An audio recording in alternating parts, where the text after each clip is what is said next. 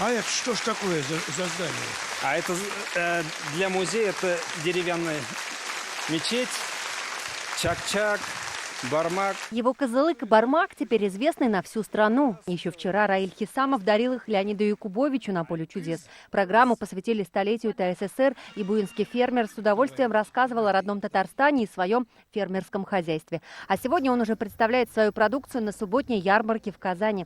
5 лет назад Раиль Хисамов получил грант, и сегодня ему есть чем гордиться. Его кызылык на ярмарке уходит на ура. Мы сюда привозим, как бы можно сказать, без посредников, по своей цене уже реализуем свою продукцию. Чтобы успеть к открытию, фермеры Буинского района приехали сюда, на площадку в районе улицы Батыршина, на 35 машинах около 2 часов утра. Привезли продукцию на 1 800 000 рублей. Люди с 4 часов утра здесь уже выходят за продукцией. И без тележки сюда лучше не приходить. Ассортимент и качество товаров на ярмарках такие, что обязательно захочется купить что-то не по списку, а цены ниже магазинных. Лук, мясо, капусту, сыр.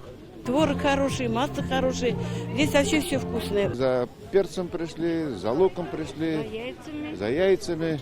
Со дня на день в Татарстане выпадет снег, а на ярмарке до сих пор продают клубнику. Почти 200 килограммов привезли фермеры из Буинского района. Причем выращена она не в тепличных условиях, а на грядках. В этом году это самая последняя ягода. Это сорта такие ремонтантные придумали. Всевышний нам помогает, солнышко есть, вода идет, растет все.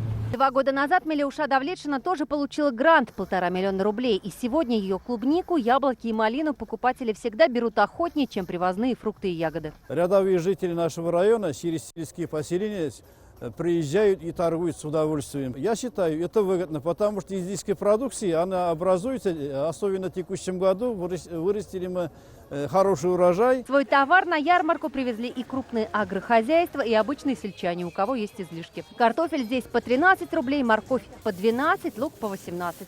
Цены на ярмарках в каждом из районов Казани примерно одинаковые. Последние 2-3 ярмарки очень большой ажиотаж на картофель, на овощную продукцию. На зерно ажиотаж определенный. Вот он сейчас идет в октябре, но мы знаем, что он в ноябре уже этого ажиотажа не будет. Осенние ярмарки сегодня прошли в Казани, Нижнекамске, Челнах и Зеленодольском районе. Свою продукцию здесь представили аграрии из 13 районов Татарстана. На каждой площадке со своими пожеланиями можно обратиться к представителям Минсельхозпрода и даже оставить заявку привезти картошку и лук на дом. Сделать это можно и по телефону горячей линии, которую вы видите на экране. Юлия Гоголева, Ренат Сафин, ТНВ, Казань.